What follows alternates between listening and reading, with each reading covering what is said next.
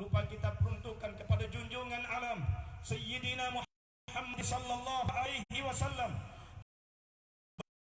Berikut para sahabat, keluarga, kerabatan para tabi'innya yang setia hingga yaumil akhir. Hadirin hadirat jamaah Idul Adha yang sama-sama dimuliakan Allah Subhanahu wa taala. Setiap kita sampai pada momen Idul Adha, kita diingatkan kembali akan kisah agung Ibrahim alaihissalam, kisah penuh teladan bagi segenap manusia di sepanjang zaman. Keluarga yang telah berhasil menanamkan nilai-nilai tauhid dengan sempurna pada setiap sendi-sendi kehidupan. Ibrahim, Hajar, Ismail alaihissalam, mereka adalah potret keluarga sempurna dalam pengabdian dan penghambaan kepada Allah Subhanahu wa taala. Masing-masing individu dalam keluarga ini menunjukkan kualitas yang ultra prima di dalam bertauhid dengan tauhid yang sungguh luar biasa. Allahu Akbar, Allahu Akbar, Allahu Akbar, walillahil hamd.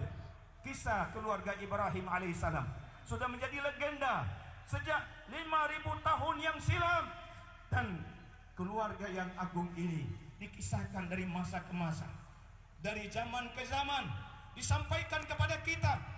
Sejak kita kanak-kanak, kisah ini sudah akrab di telinga kita. Masih kita ingat bagaimana guru kita di surau di sekolah menceritakan kepada kita ketika Nabi Ibrahim alaihissalam di usia yang sudah semakin renta, Allah belum juga menganugerahkan keturunan kepadanya. Demikian sudah Siti Hajar atau Siti Sarah belum juga menunjukkan tanda-tanda kehamilan di usia yang begitu tua. Allahu Akbar. Bagi Ibrahim alaihissalam, anak bukan sekedar buah hati, anak bukan sekedar pelanjut keturunan, tetapi anak adalah bagi Khalilullah pewaris risalah kenabian. Allahu Akbar. Coba kita renungkan, kita perhatikan berapa banyak di antara kita yang sudah berumah tangga, yang dilalui oleh rumah tangga tanpa dihiasi tangisan bayi. Tentunya sepi, sunyi, hari demi hari berlalu dengan suram dan buram. Maka kita pastikan suasana seperti itulah yang dilalui oleh Nabi Ibrahim alaihissalam bersama Siti Sarah. Kesepian, tapi sebagai Nabi Allah yang kokoh tauhidnya, yang sempurna imannya, beliau tidak pernah putus asa walau usia semakin rentah. Dikisahkan dalam riwayatnya usia beliau saat itu 99 tahun, hampir mendekati 100 tahun, belum juga Allah anugerahkan keturunan. Nabi Ibrahim tidak putusnya berdoa, bermunajat kepada Allah. Doa Nabi Ibrahim diabadikan oleh Allah di dalam Al-Quranul Karim, surah As-Saffat. Rabbi habli minas salihin, Rabbi habli minas salihin. Ya Allah, anugerahkan untukku dari sisi Engkau benar-benar anak keturunan yang saleh, saleha. Allah mengijabah doa Nabi Ibrahim. Fabasyarnahu bighulamin halim, dan kami anugerahkan kabar gembira kepada Ibrahim dengan kelahiran anak yang benar-benar berhati sabar. Allahu Akbar, Allahu Akbar, Allahu Akbar. Sejarah akhirnya menceritakan melalui rahim Siti Hajar alaihi salam lahirlah seorang putra tercinta, Ismail alaihi salam, bayi laki-laki yang puluhan tahun dinanti, puluhan tahun didambakan. Dada Ibrahim alaihissalam bersama Siti Hajar, kesedihan yang dilalui puluhan tahun diganti dengan keceriaan, kebahagiaan. Tawa dan senyum pun pecah dari keluarga Ibrahim.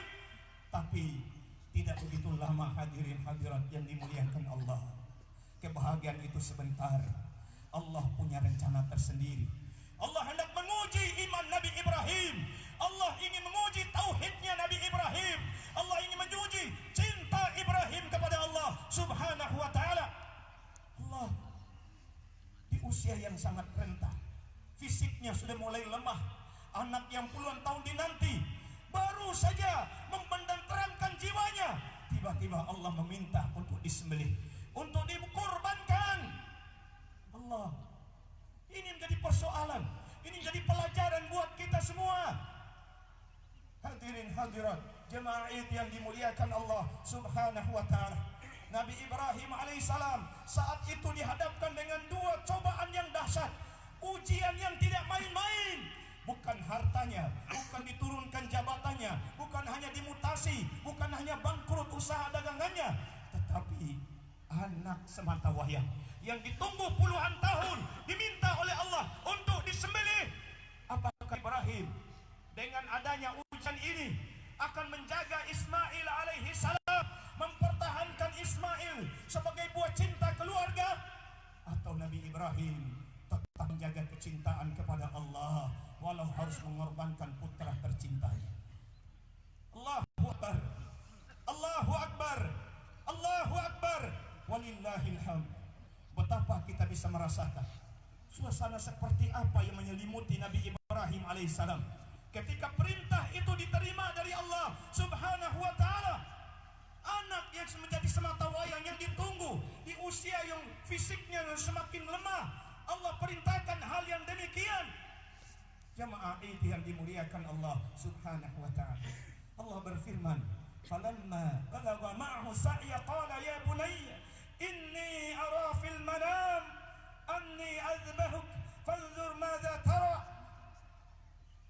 Allah Subhanahu wa ta'ala berfirman kepada Nabi Ibrahim alaihissalam tatkala anak itu mulai dewasa, mulai memahami antara yang baik atau yang buruk, membedakan yang hak dan yang batil, maka ayahnya Aba Ibrahim alaihissalam berkata kepada anaknya, wahai anakku, perhatikanlah, semalam aku bermimpi seakan-akan aku hendak menyembelihnya.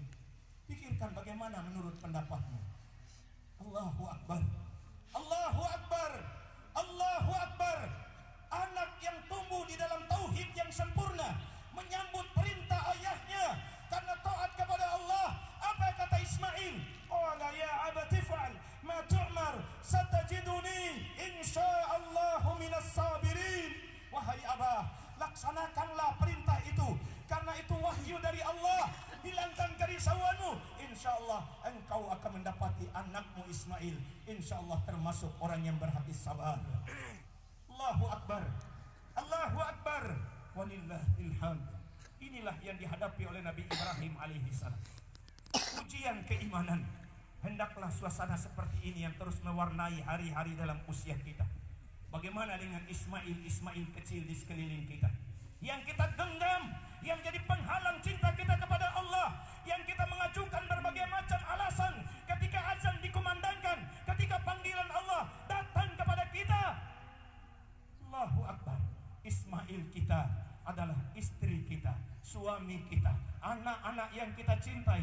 Ismail kita adalah keluarga kita, rumah yang kita tempati, kendaraan, setiap pekerjaan, jabatan. Ismail bagi kita.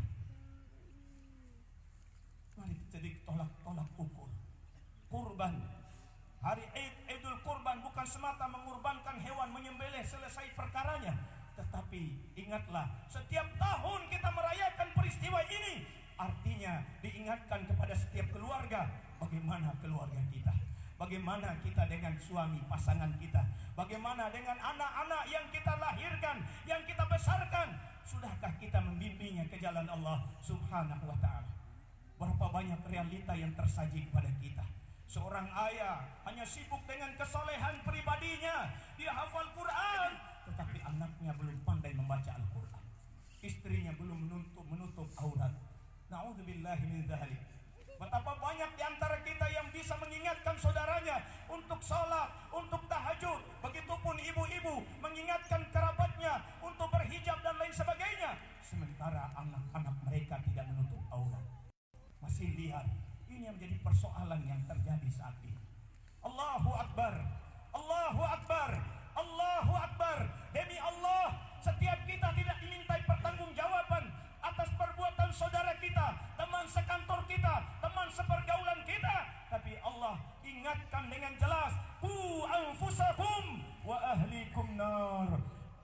Jaga diri, keluargamu kobaran api. Mereka berteriak, Umi, ayah, selamatkan kami, keluarkan kami. Tapi kita tidak berdaya. Tapi di dunia masih bisa diselamatkan oleh orang-orang yang ada di sekitar kita. Coba bayangkan bagaimana nanti